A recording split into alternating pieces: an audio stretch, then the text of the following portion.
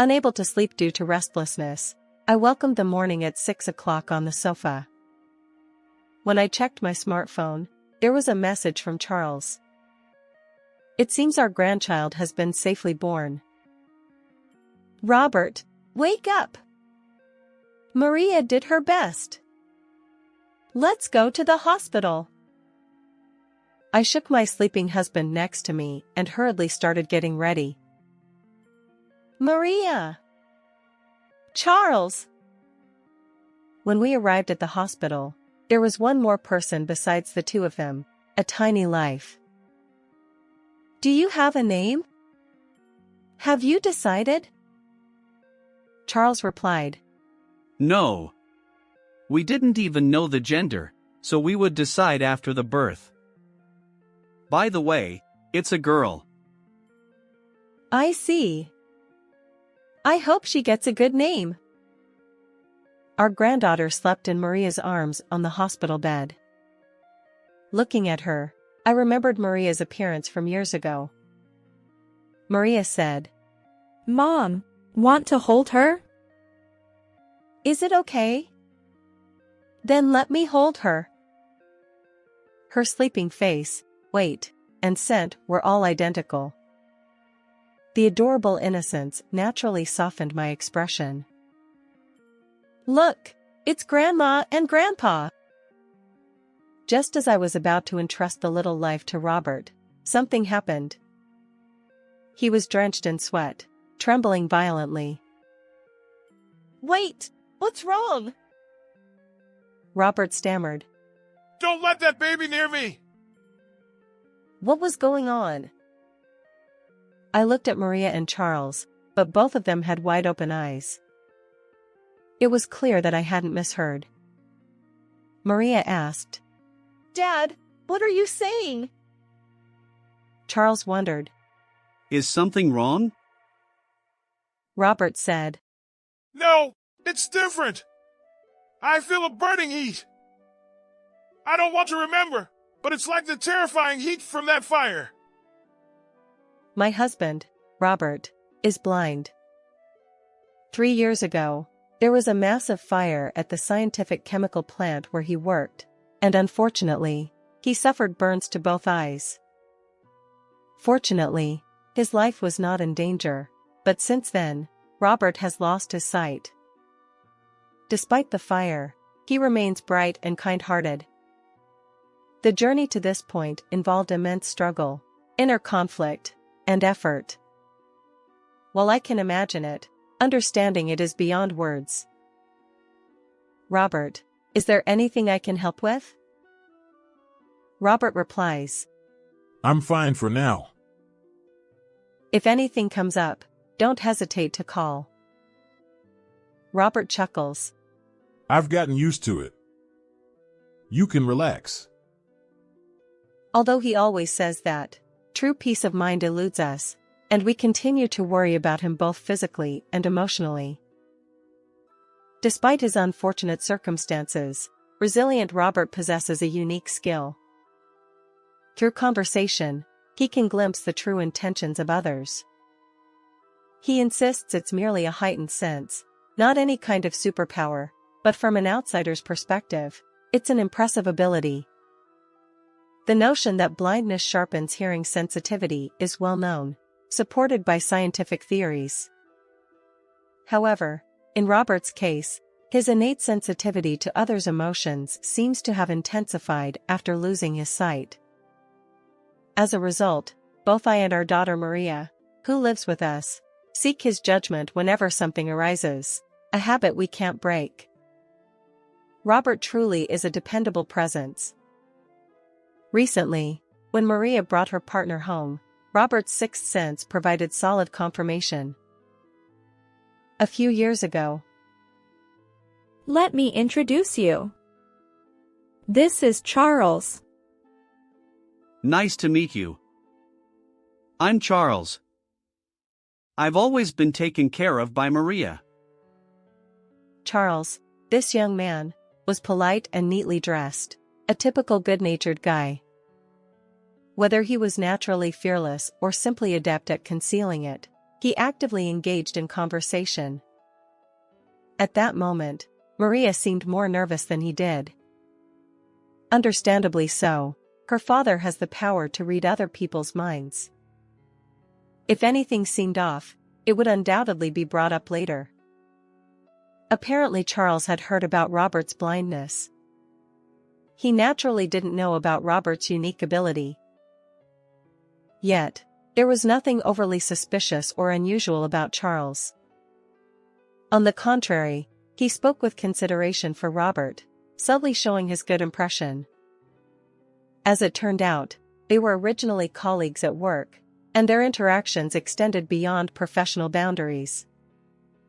Robert listened intently to their stories. Later, as the sun set and darkness enveloped the surroundings, Charles bid his farewell.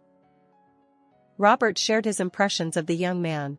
I can't see his face, but he seems like a good person. Upon hearing those words, Maria and I let out a sigh of relief. Of course. I attempted to describe Charles's appearance to Robert, using a celebrity look-alike as an example. Wait, you think he looks like that with his personality? He's too perfect. He might attract trouble. Robert chuckled wryly. From then on, Charles often visited our home with Maria. He was impeccable in every way, always considerate of Robert's well-being. I felt immense relief, knowing that Charles could safely marry Maria. And then, a simple curiosity arose. May I ask something? Certainly. What is it? Since you are such a good person, I'd like to know about your parents. If it's okay, could you share? After a brief silence, Charles offered a rueful smile and began to speak. I apologize. I lost my parents at an early age. Oh, that's unfortunate. I'm sorry for asking. His demeanor remained unchanged. No, it's fine. But, well, there are things I've been thinking about. Since I couldn't properly fulfill my filial duties, if there's an opportunity, I'd like to do it on behalf of them. I believe it would bring them joy, and it would ease my own burden. His confession felt like an unspoken plea, a flood of emotions impossible to gauge. So, in a way, I see yourselves in my parents. This time, I want to live without regrets. As I finished listening to his words, I noticed Robert standing there, silently nodding. He had been listening to Charles's voice all along. Time passed, and the two of them were happily united. The wedding went smoothly, and afterward, Charles moved into our home. Even after marriage, he continued to care for us, especially my husband's well-being. However, there was one concern. Our house had a south-facing garden elevated by one level from the road. Occasionally, trash would be scattered there. Last week it happened 3 times, and this week twice. We considered whether crows or other birds might be responsible, but the frequency seemed too coincidental. Still, even if someone intentionally did it, the harm wasn't significant enough to make a fuss, so I kept it to myself. The season transitioned from early summer. Maria and Charles shared the joyful news of her pregnancy. Truly a cause for celebration. On the other hand, while accommodating Charles alone was manageable, the prospect of another addition made us consider moving. Given my husband's visual impairment, a barrier-free property seemed like a good idea. One night, as we discussed these matters, a rustling sound interrupted us. Who's there? Robert asked. It wasn't a gentle sound like the wind, it was rough, as if something had passed by. An uneasy feeling settled in. I couldn't rely on my husband at times like this. I mustered courage, grabbed the curtain, and pulled it open. Oh my! Hey, what's wrong? Robert inquired, and in the darkness, we saw a crow's lifeless body amid the lush greenery. That moment, I became certain the litter in our garden wasn't from birds but from a person with clear ill intent. After contacting the local government to handle the remains, I explained the situation and our suspicions to the three of them. Why didn't you say anything earlier? Robert asked. Until now, it truly seemed like wind-blown trash. The garbage bins aren't far, and I assumed it was bird-related. I replied. Maria suggested calmly, considering our options. Charles agreed, adding that raising the fence might help but wouldn't address the root issue. Robert proposed installing security cameras, and after much discussion, we decided to do just that. About a week after installing the cameras, Maria, now pregnant, discovered trash in the garden once again. Checking the footage, we were surprised to find the culprit identified so easily. The security camera showed a woman with long blonde hair casually tossing a garbage bag with her right hand. Not only her appearance but her face was clearly captured.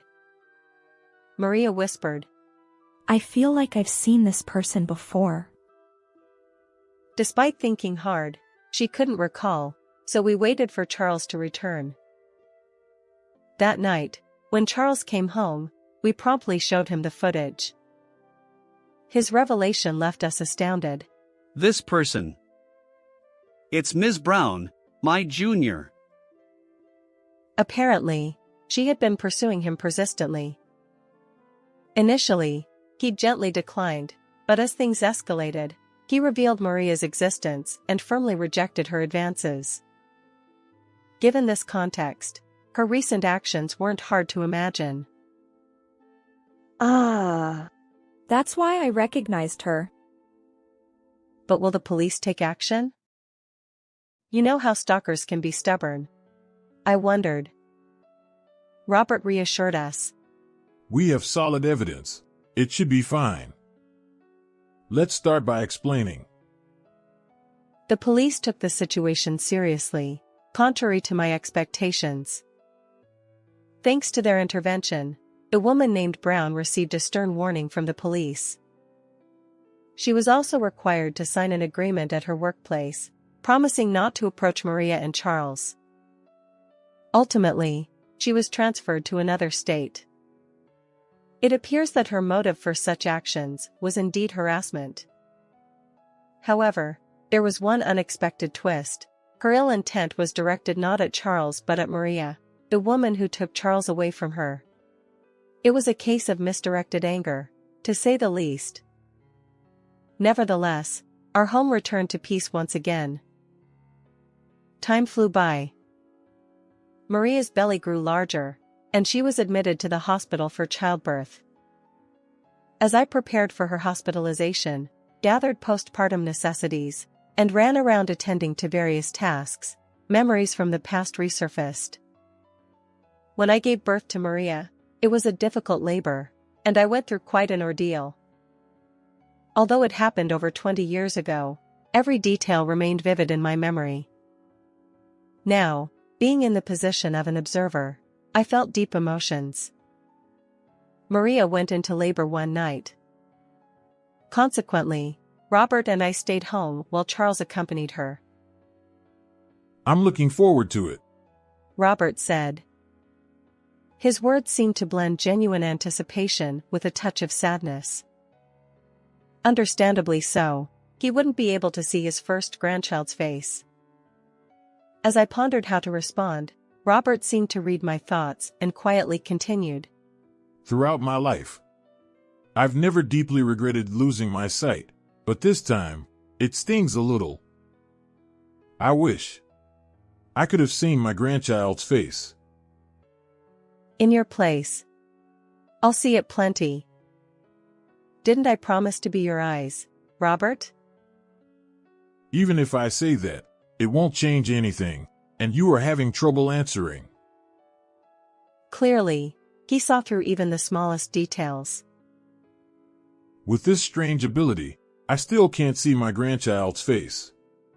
Hey, would you join me for a drink? Certainly. Of course. My abilities are limited, but if sharing a drink can ease his burden, I'll extend my hand. Restless and unable to sleep, I welcomed the morning at 6 o'clock on the sofa. When I checked my smartphone, there was a message from Charles. It seemed our grandchild had been born safely. Robert, wake up! Maria did her best. Let's go to the hospital. I shook my sleeping husband next to me and hurriedly started getting ready. It was a weekday morning, and the hospital seemed quieter than usual. The sparse foot traffic included patients in pajamas heading toward the shop. Amidst this scene, I noticed a shadow that emitted an indescribable sense of suspicion. The figure didn't appear overly suspicious, yet its inability to blend in with the surroundings felt peculiar. Robert seemed to sense something too. Something feels different. Is someone there? When I mentioned the shadow, Robert muttered, Don't approach recklessly, and tapped the floor with his white cane. I took his hand, casting a sidelong glance at the mysterious person. Maria! Charles! When we arrived in the hospital room, there were two others, a tiny life. Good morning, both of you. How are you feeling? Good morning. Nothing's wrong. The baby is doing well. I see. That was good. After that, Robert frowned. So I helped him sit down. I asked if he was feeling unwell, but apparently, he wasn't. For now, we decided to share our joy. Have you decided on a name? Charles replied. Not yet. We didn't even know the gender, so we would decide after the birth. By the way, it's a girl. I see. I hope she gets a good name. Our granddaughter slept in Maria's arms on the bed. Seeing her, I remembered Maria as a baby. Maria said, Mom, want to hold her? Is it okay? Then let me hold her. Her sleeping face, weight, and scent were all identical. The innocent, adorable sight softened my expression. Look, it's Grandma and Grandpa. As we were about to entrust the little one to Robert, something unexpected happened. He was drenched in sweat, trembling violently. Wait, what's wrong? Robert stammered. Don't let that baby near me! I looked at Maria and Charles. They were equally shocked. It was clear that this wasn't a misunderstanding. Wait, what are you saying? Charles wondered. Is something wrong? No, it's different. I feel a burning heat. I don't want to remember, but it's like the terrifying heat from that fire. Could it be that he sensed something from this baby? I left our granddaughter with Maria and stood by Robert. His trembling subsided, but he still breathed heavily, shoulders rising and falling. Are you okay? Robert nodded. I've calmed down a bit. Can we talk? Yes, of course.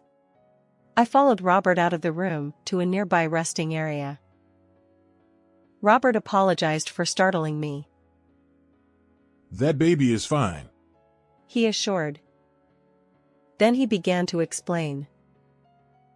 I probably picked up on someone's emotions nearby. It was more intense than anything I've felt before. Burning resentment, anger. It was so vivid that I lost my composure. Sorry, The timing was bad. No need to apologize. It's beyond your control. The feelings of resentment and anger. I had a hunch. Ms. Brown, the woman who received a stern warning from the police and was transferred due to her ill intent. Could she be approaching again? I knew the probability was incredibly low, but I couldn't shake it off. Maybe. I started to say, but Robert interrupted. Yeah, it's not impossible. Besides, you mentioned a suspicious person in the lobby earlier. She might still be nearby. Can you search? Understood. I enlisted Charles for the search. Walking around with my husband and Maria wasn't practical. But I didn't want to search alone. So, I asked Charles to accompany me, because he knew Ms. Brown's face well. However, despite thoroughly searching most of the areas accessible to the public, we failed to locate her. We returned to the hospital room, hoping it was just an unfounded concern. Charles reassured us that the hospital was safer, with more people around, and he would stay with Maria. You both should go home and rest, he said. That makes sense. Well then, take care of Maria, I replied. Understood. Oh, and if anything happens, please call, Charles added. Robert and I suppressed our anxiety and headed home. Although I didn't tell Robert, I wished I could have seen our granddaughter's face more clearly. I wondered whether she'd resemble Maria or Charles. What name would they choose for her? Tonight, once again, I'd likely have a restless night. Several hours later, in the evening, Robert uttered unsettling words once more. It's happening again. I feel it, a burning heat. What is this? Apparently, it wasn't a typical hospital-related illness. So, perhaps his mysterious ability was picking up even stronger emotions. The issue lay in those stronger emotions. Currently, there was only one possibility, and it was dangerously concerning. I pondered my next steps carefully. While part of me wanted to call the police immediately, I lacked concrete evidence. Personally verifying the situation could be futile or even life-threatening. Suddenly, I remembered the security cameras. Right. Checking those might provide some evidence. Excitedly, I reviewed the footage, but unfortunately, nothing appeared. Just as I felt stuck, a single ray of light seemed to descend from above. My smartphone vibrated. A message from Charles. Are you okay? Reluctantly, I decided to seek his help. I explained everything truthfully, and he replied succinctly. Understood. I'm on my way. I felt powerless. It was frustrating to be unable to act during such critical moments, even though I knew I wasn't at fault. After about 30 minutes, Charles returned.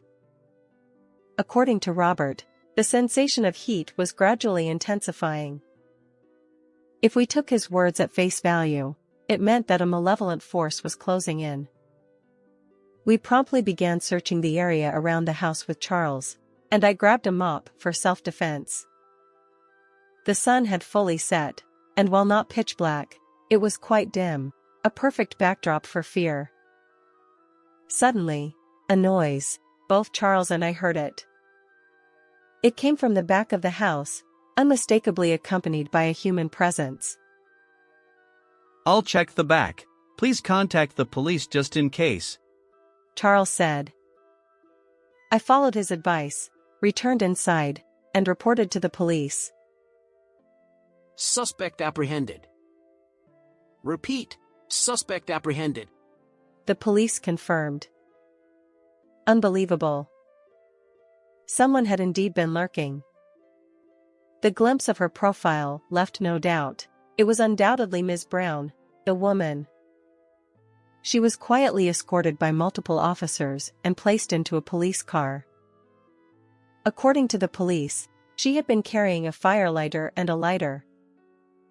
The implications were clear, the worst-case scenario. As soon as I realized we were safe, my legs gave way, and I couldn't stand. Are you okay? Charles asked. Yes, I'm fine. My legs just went weak once I felt safe.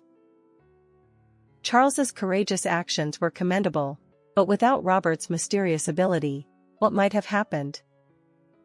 Speaking of Robert, he had completely calmed down and returned to his usual cheerful self. I have mixed feelings. Anyway, I'm relieved nothing happened.